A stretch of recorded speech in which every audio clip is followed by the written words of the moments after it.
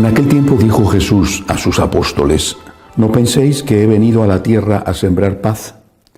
No he venido a sembrar paz, sino espadas. He venido a enemistar al hombre con su padre, a la hija con su madre, a la nuera con su suegra. Los enemigos de cada uno serán los de su propia casa. El que quiere a su padre o a su madre más que a mí, no es digno de mí. El que quiere a su hijo o a su hija más que a mí, no es digno de mí. Y el que no coge su cruz y me sigue, no es digno de mí. El que encuentre su vida, la perderá. Y el que pierda su vida por mí, la encontrará. Palabra del Señor. Gloria a ti, Señor Jesús. Hoy la Iglesia celebra la memoria litúrgica de San Juan Fischer y Santo Tomás Moro, dos de los muchos mártires que tuvieron que dar su vida por Cristo en aquella Inglaterra de Enrique VIII, cuando decidió romper con la Iglesia católica y transformarse él mismo, además de rey, transformarse en el primer jefe de la Iglesia en su país. Fue una historia terrible, dolorosa, que tiene todavía consecuencias y grandes heridas, pero una historia que tiene también mucho que enseñarnos. Enrique VIII estaba casado con una de las hijas, Catalina, una de las hijas de los reyes católicos. Era como tantos otros matrimonios, una alianza de Estado. Había que unir fuerzas entre la incipiente potencia que era entonces Castilla y Inglaterra para hacer frente a la hegemonía francesa en el continente. En realidad Catalina se había casado primero con el hermano de Enrique, que murió antes de que se consumara el matrimonio, y dicen que Enrique se enamoró de la joven viuda de su hermano y se casaron por la Iglesia. Pero no le dio hijos varones. Había tenido una niña solamente, María, pero no había hijos varones. Bueno, Enrique estaba obsesionado con tener un sucesor, no una sucesora. En su país podían gobernar las mujeres y de hecho así sucedió después. El caso es que entre el deseo de tener un hijo varón y que el rey pues era un hombre muy enamoradizo, decidió divorciarse de su mujer. El Papa no le dio la nulidad del matrimonio que él pedía, y entonces fue cuando optó por hacer su propia iglesia y decir que él era el jefe de la Iglesia y romper la comunión con Roma. En un principio no fue una ruptura profunda en el tema dogmático y moral, aunque la ruptura ya era profunda por el hecho de que dejaba de ser el Papa el jefe de la Iglesia para convertirse el rey, hacer una Iglesia nacional. Esta es la historia. Por supuesto, la historia continuó, pero esta es la historia. Hubo una gran represión. Pero hubo una gran represión que curiosamente afectó más a los sencillos, a los religiosos, que a la alta jerarquía. Dicen que Inglaterra se acostó católica y se levantó protestante. Y es verdad. Hubo muchos entre los fieles que siguieron siendo católicos a escondidas, entre ellos, por ejemplo, los padres de Shakespeare.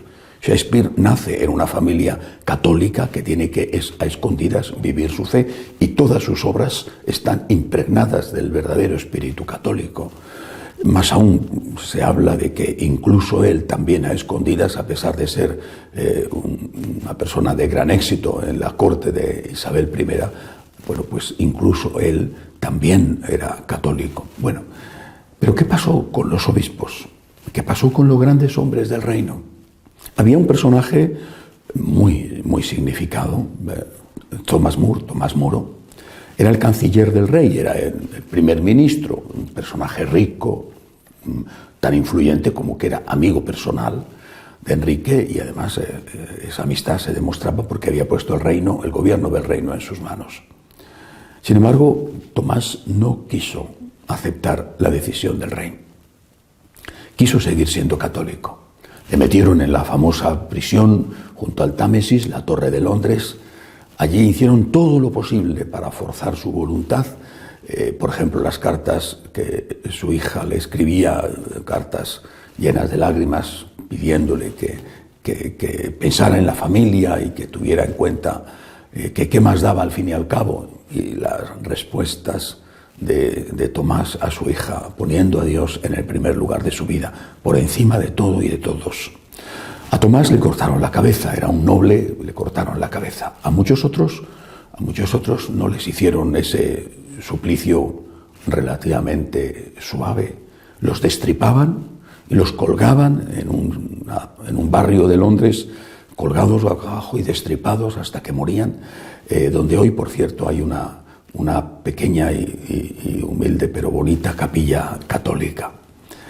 Murieron así, por ejemplo, los cartujos, fueron fieles a Cristo y fieles a su Iglesia y fueron asesinados, fueron martirizados. Otro personaje importante fue San Juan Fisher. Era obispo, un obispo que decidió ser fiel a su conciencia y ser fiel a Cristo. Y digo un obispo porque fue el único obispo que quiso ser fiel a la Iglesia, el único obispo. ¿Dónde estaban los demás?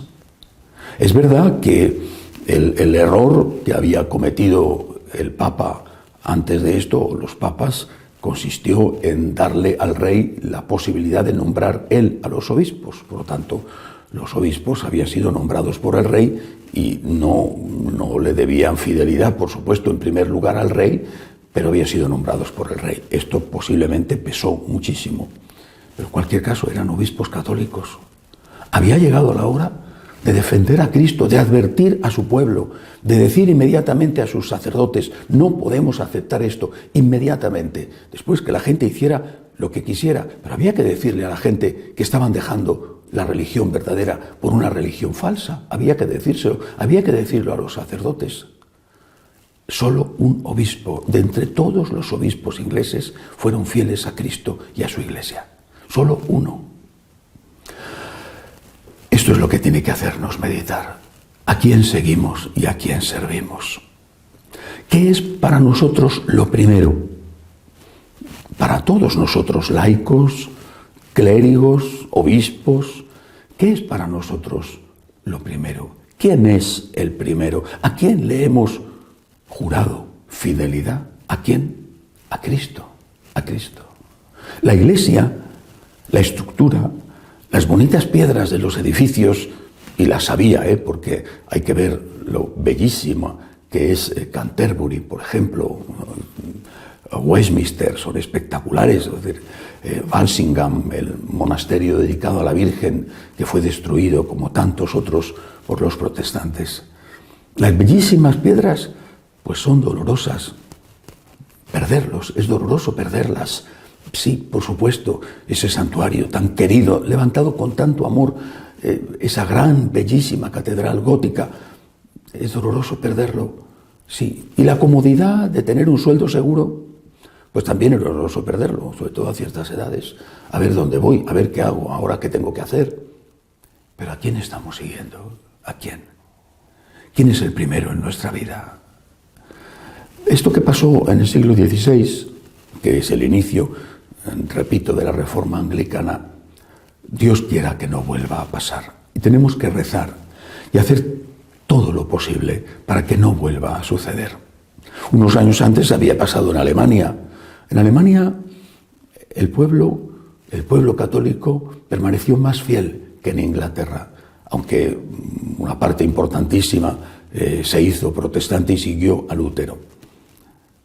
Dios quiera que esto no vuelva a ocurrir.